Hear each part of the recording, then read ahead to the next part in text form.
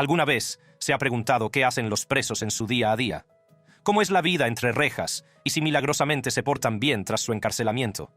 Estos momentos captados por las cámaras le permitirán echar un vistazo a la alocada vida de algunos delincuentes impenitentes y le dejarán atónito al mismo tiempo. El Chapo, el hombre que se paseaba inquieto de un lado a otro de su celda, estuvo a solo unos minutos de avergonzar al gobierno mexicano al escapar, otra vez, de una prisión de máxima seguridad.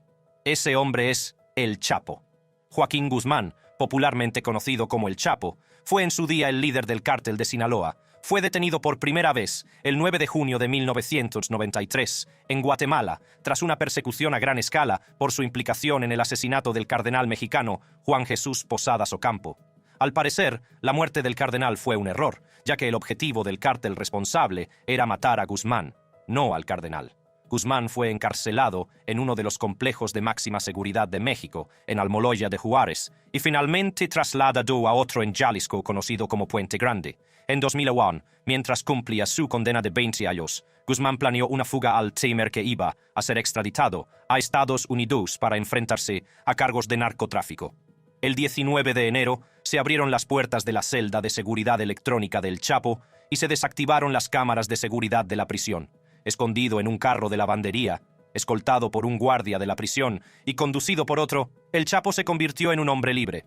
Guzmán consiguió eludir la captura durante más de 13 años, escondiéndose por todo México y en la Sierra Madre. Pasó a ocupar un lugar destacado en el folclore mexicano, cuando la gente empezó a considerarlo simplemente irreal. En 2013, las fuerzas del orden ya estaban hartas del escondite y empezaron a penetrar aún más en el cártel de Sinaloa.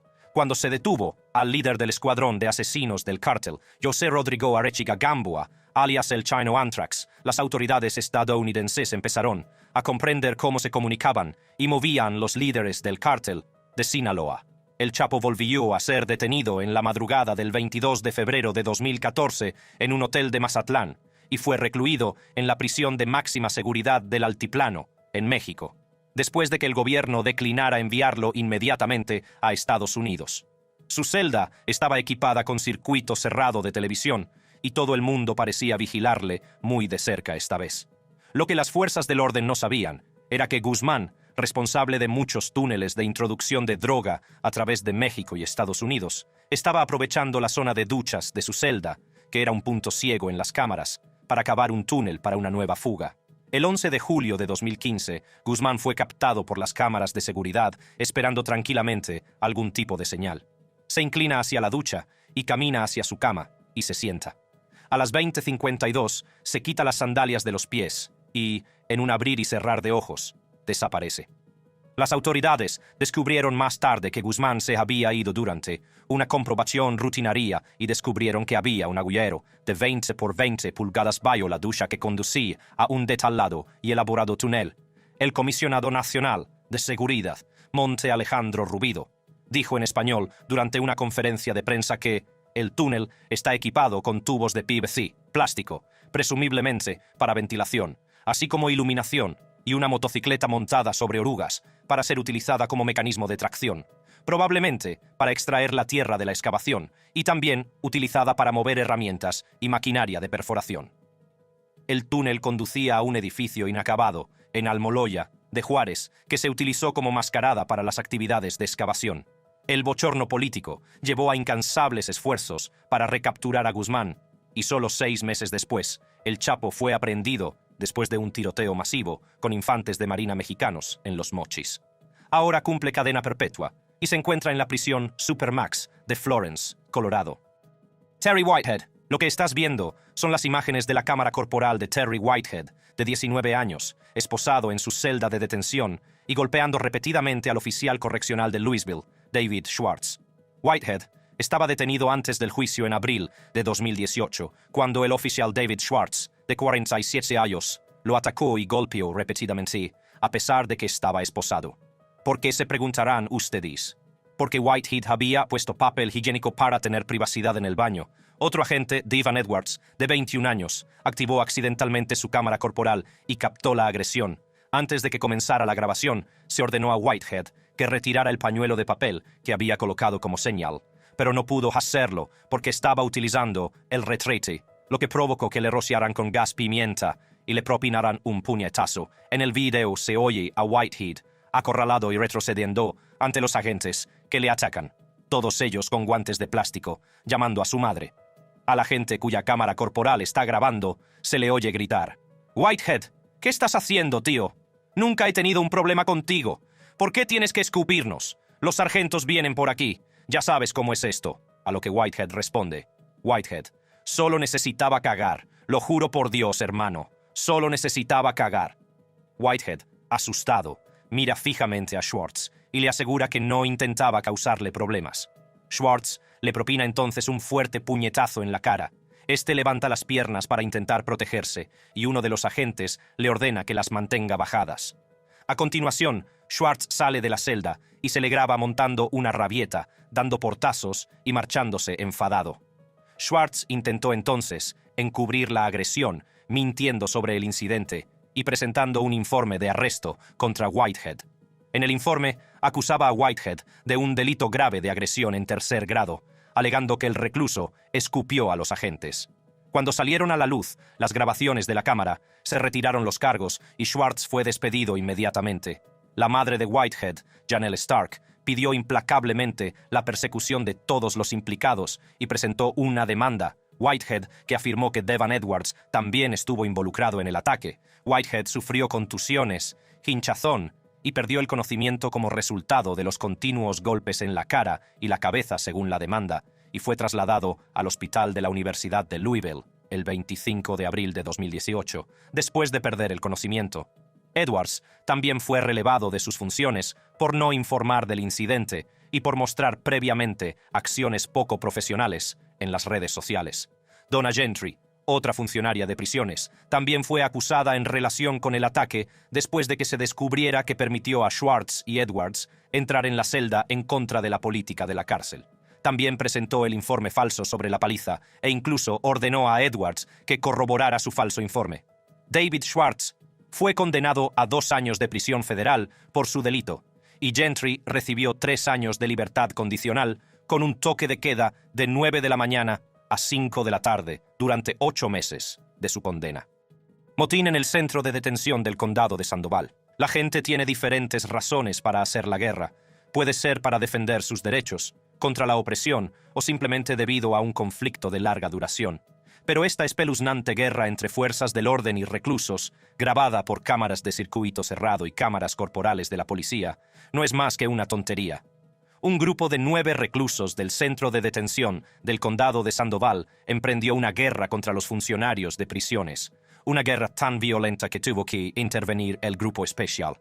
Todo empezó con una simple petición para que los 9 hombres desalojaran la zona de televisión y regresarán a sus celdas una vez finalizado el tiempo de descanso.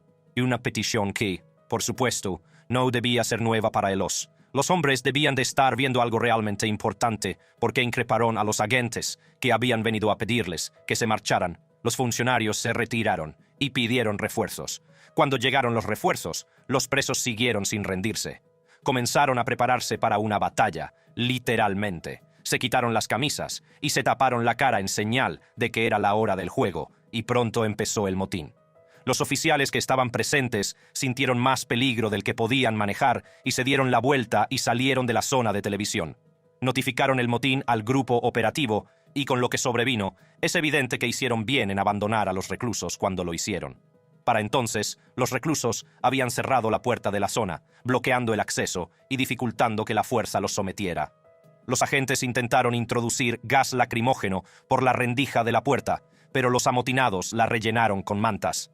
Al final consiguieron hacerse con las mantas y liberaron la rendija. A continuación, desplegaron bombas de estruendo a través del agujero en la zona, pero los reclusos permanecieron impasibles. Cada vez más valientes y violentos, los amotinados se volvieron excesivamente destructivos, derramando barriles de agua jabonosa por todo el suelo y arrojando objetos por la puerta a los funcionarios, incluido un microondas. Los funcionarios sabían en ese momento que tenían que disiparse rápidamente, o corrían el riesgo de que se produjeran más daños y de que otros reclusos se unieran. Intentaron lanzar gas lacrimógeno por segunda vez, pero los reclusos utilizaron el barril vacío para tapar el agujero. El grupo especial ya había tenido bastante y optó por utilizar algún tipo de bomba. Esto hizo saltar por los aires el barril que habían utilizado para proteger la puerta y, por supuesto, conmocionó a los amotinados. Abandonaron sus primeras filas en la batalla por la zona de televisión y salieron corriendo en todas direcciones antes de ser detenidos. Bridget Harvey y April Colvin. Mientras otros dormían sobre la 1 de la madrugada del 7 de junio de 2022, dos mujeres se disponían a poner en marcha su plan de fuga en detrimento de la vida de la ayudante del sheriff Lillian Jiménez. La reclusa Bridget Harvey, del condado de Hillsborough, se acercó a la ayudante y le dijo que otra reclusa, April Colvin, de 37 años, que estaba en el baño, necesitaba su ayuda.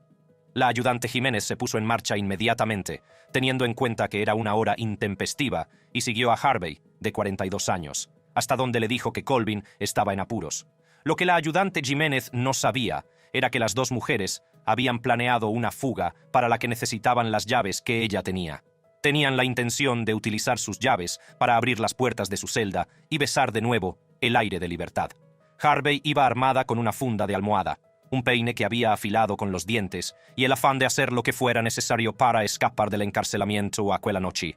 Colvin era el cebo, y él había comenzado su actuación, mientras se dirigía a realizar el control de bienestar de Colvin. Bridget Harvey se acercó sigilosamente por detrás de la ayudante Jiménez e intentó asfixiarla utilizando la funda de almohada. La ayudante Jiménez consiguió hacerse con su radio y llamó al equipo de emergencias, mientras luchaba por mantenerse con vida a pesar del fuerte agarre de Harvey. Otras reclusas se apresuraron a ayudar a la ayudante del sheriff, sin querer saber nada de lo que estaba ocurriendo. Consiguieron liberar a la ayudante del agarre de Harvey mientras llegaba el equipo de respuesta a emergencias. La oficina del sheriff del condado de Hillsborough emitió más tarde un comunicado en el que afirmaba que Jiménez tenía heridas leves en el cuello y la garganta, afortunadamente. El alguacil Chad Cronister reconoció a los reclusos que ayudaron al oficial y dijo en un comunicado: «Mientras que estos reclusos pusieron a nuestra ayudante en peligro, hubo otros que hicieron lo correcto al acudir en su ayuda, y por eso estoy agradecido. Todos lo estamos». Harvey estaba en la cárcel por cargos de robo, con allanamiento de morada con arma de fuego, hurto menor y posesión de una sustancia controlada.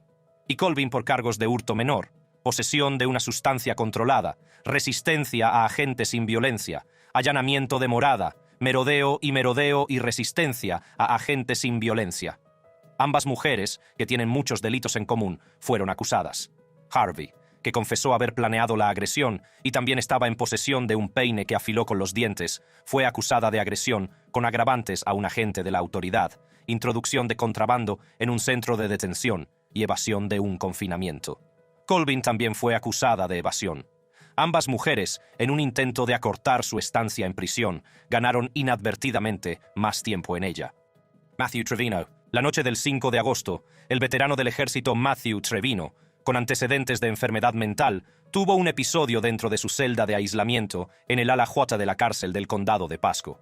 El joven, que entonces tenía 29 años, acabó en la cárcel cuando pensó que alguien intentaba matarlo y suplicó a un vecino que llamara al 911. La llamada alertó a los agentes del sheriff del condado de Hillsborough de que había salido después del toque de queda estipulado en su libertad condicional. Libertad condicional por conducir ebrio. Trevino, que había sido fichado ese mismo día, se quitó la ropa y se enfrentó a un grupo de agentes de detención que realizaban un control rutinario de contrabando en las celdas. Se negó a que registraran su celda. Un vídeo del incidente mostraba a los ayudantes del sheriff intentando que Trevino contuviera la situación y registrara su celda. Intentaron que extendiera las manos a través de la ranura de la puerta metálica para poder esposarle. En lugar de eso, Trevino metió los genitales por la ranura para comida y siguió diciendo palabras ininteligibles a través de la pequeña ventana de la puerta cerrada. El ayudante del sheriff empezó a grabar el incidente después de que Trevino se negara a obedecer durante más de una hora. Pocos minutos después, otro ayudante sacó una escopeta cargada con una bala de distracción nova. Aunque suene a alta tecnología, estas balas eran municiones diseñadas para ser una distracción conmocionante de fuego indirecto y, desde luego, nunca deben dispararse directamente contra las personas, según los fabricantes de la munición.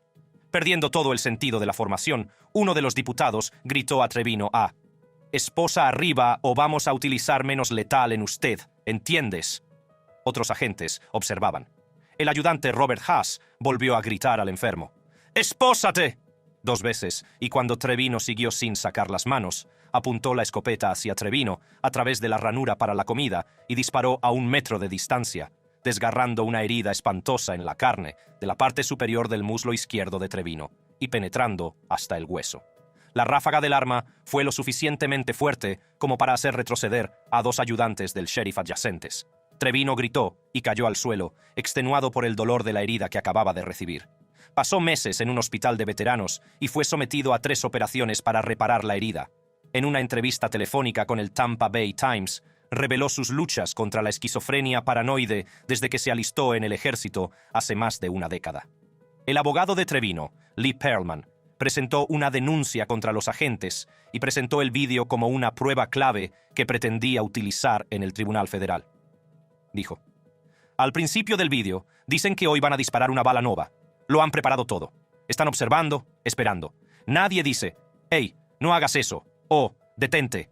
Todos están sentados, mirando. Trevino dijo que desarrolló una ansiedad severa que se desencadena cuando ve a la policía. Una investigación de asuntos internos se puso en marcha después del tiroteo, pero ningún oficial fueron disciplinados porque el departamento cree que el diputado que disparó la ronda cuando dijo que estaba apuntando al suelo y no tenía intención de disparar Trevino. Haas, sin embargo, escribió que disparó la bala cuando el recluso dio un paso atrás. Pero el vídeo mostró que Trevino no se movió hasta después de haber recibido el disparo. Los abogados de Trevino, Lee Perlman, Mark Rankin y Michael Maddox, en su nombre, presentaron una demanda contra la oficina del sheriff, Robert Haas, y los otros 6 agentes implicados por violar las leyes constitucionales, las leyes federales sobre discapacidad y las leyes estatales sobre corrupción pública.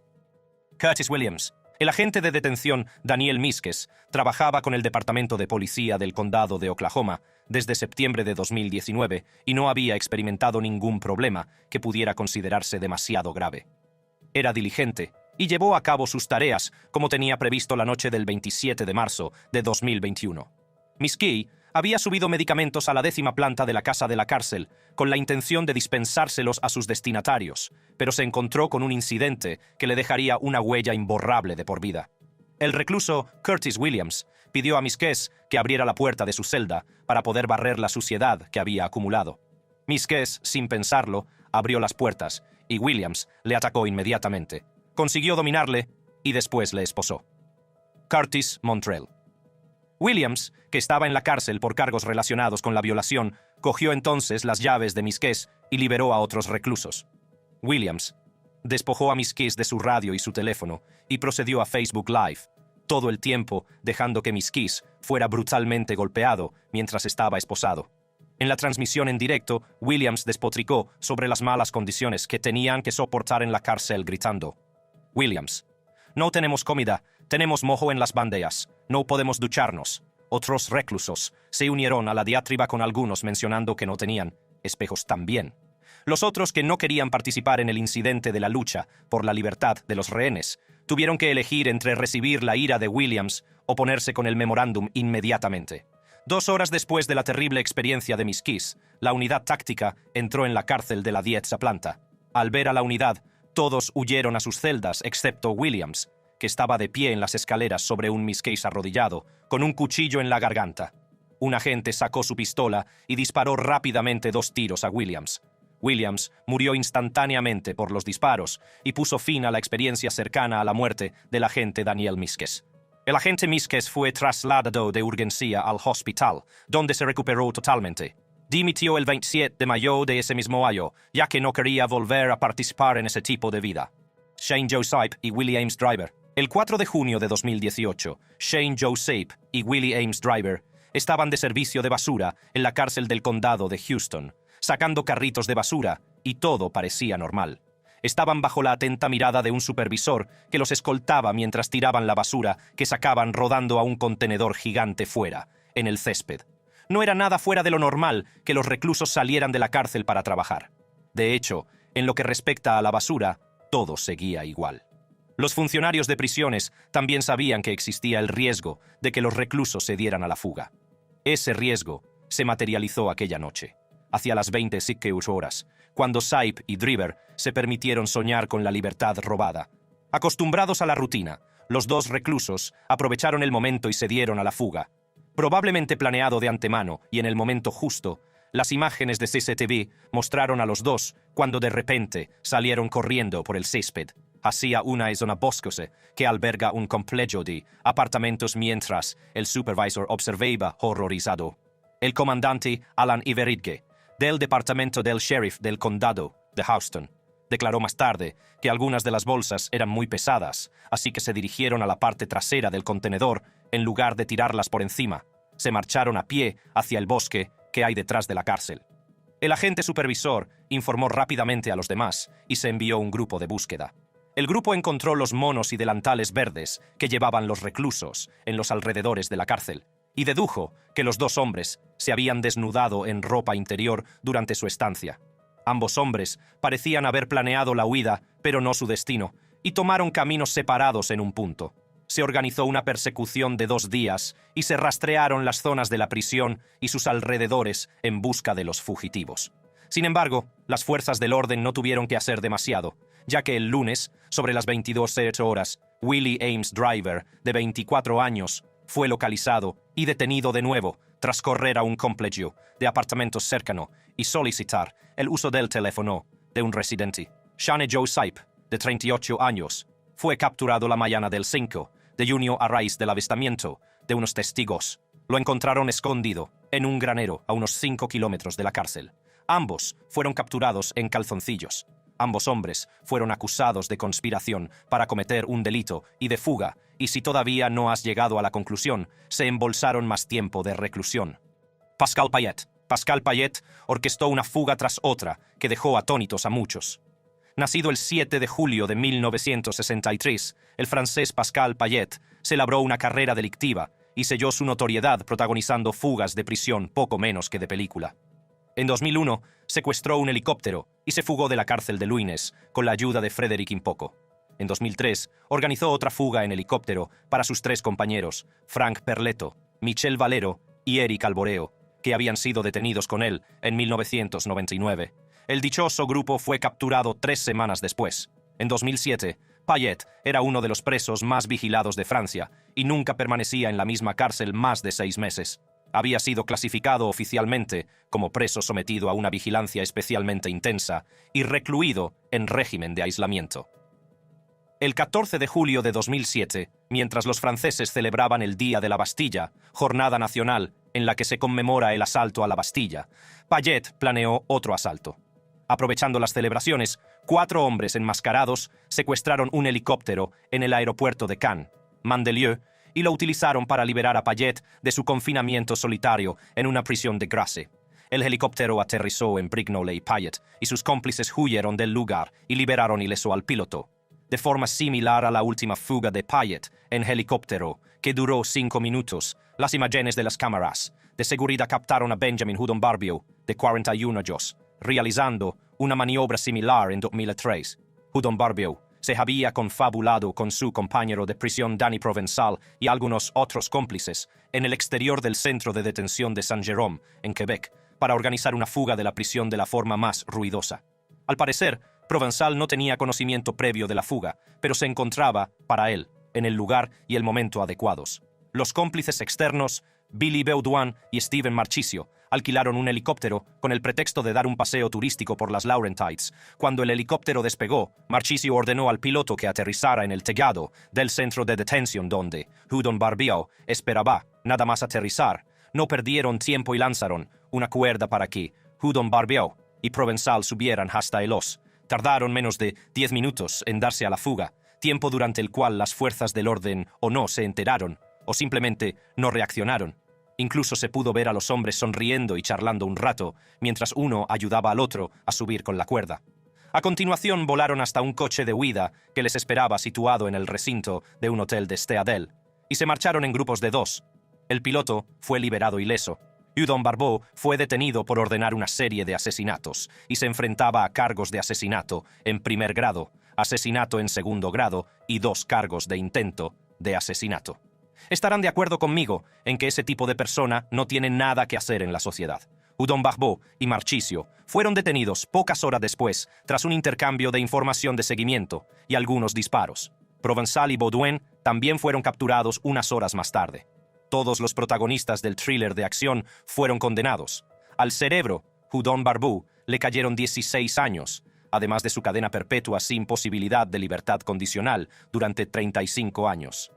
Serena Dodson. A diferencia de los relatos de esta recopilación, las imágenes presentadas muestran a un tenso funcionario de prisiones que, de forma bastante inusual, decidió participar activamente en la ayuda a 3 hombres en la ejecución de una audaz fuga de la prisión. El 15 de junio de 2018, 3 reclusos del centro de detención del condado de Curry, Aaron Clark, Víctor Apodaca y Ricky Sena, salieron de la prisión vestidos completamente de blanco. Los 3 mosqueteros no estaban en apuros por correr o saltar vallas. Simplemente pasearon por la zona de recreo al aire libre del granizo, más allá de 3 puertas de seguridad, y saludaron al mundo libre. Hola. Sarina Dodson, oficial de detención de 28 años, era la única persona que trabajaba en el mostrador de control en ese momento crítico.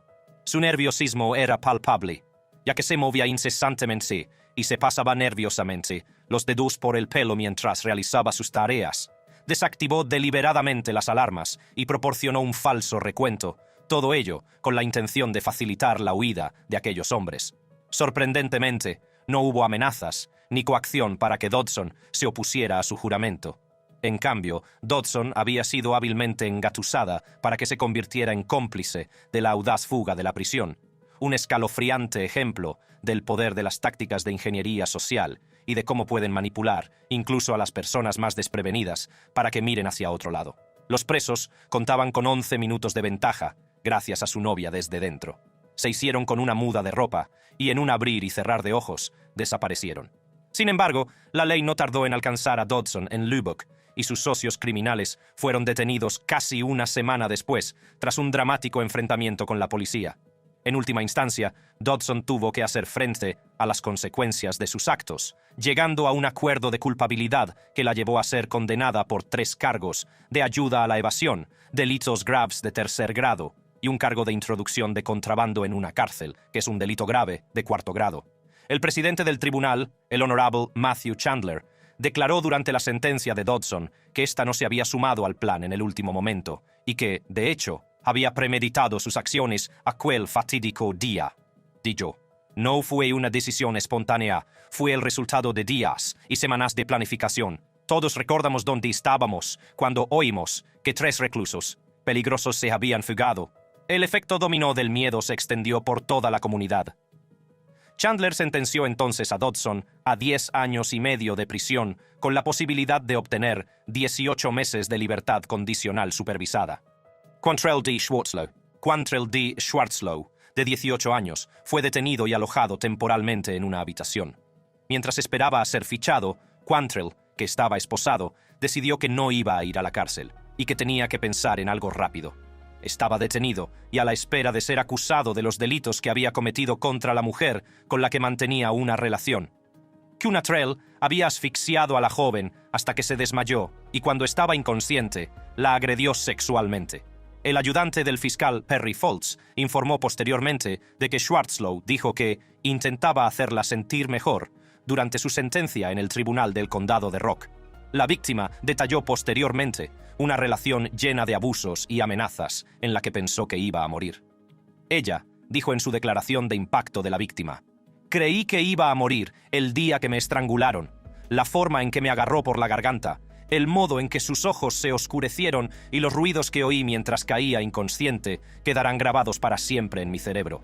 Nunca olvidaré cómo me dijo, justo antes de que perdiera el conocimiento, que iba a llevarme a algún sitio donde nadie pudiera oírme gritar para poder matarme. Palabras como esta me las decía tan a menudo que sabía que no debía obedecer. Quantrell sabía que su víctima iba a transmitir toda esta horrible información, y no había manera en la cárcel, no iba a ser tiempo. Un oficial le introdujo en una habitación para esperar temporalmente y se le puede ver haciendo gestos y preguntando al oficial si le quitarían las esposas. El agente le confirma rápidamente que se las dejará puestas y cierra la puerta tras de sí. Armado de sus pensamientos y casi impulsivamente, Schwartzlow se dirige hacia un asiento. con aspecto de querer descansar los pies, pero se vuelve muy deprisa, levanta las persianas, abre la ventana y salta al suelo. Otro vídeo fuera del departamento de policía le capta entonces corriendo a toda velocidad, fuera del edificio todavía esposado. Casi 14 minutos después, un agente volvió a la sala y se dio cuenta de que Schwarzlow se lo había llevado el viento. El corredor y estrella del atletismo fue recapturado y finalmente condenado a 2 años de prisión, más 2 años de supervisión prolongada por el estrangulamiento y al mismo tiempo por el salto, la zambullida y la carrera que realizó. ¿Qué opinas de la locura que se vive entre rejas, tanto con los funcionarios como con los reclusos? Mira más vídeos aquí.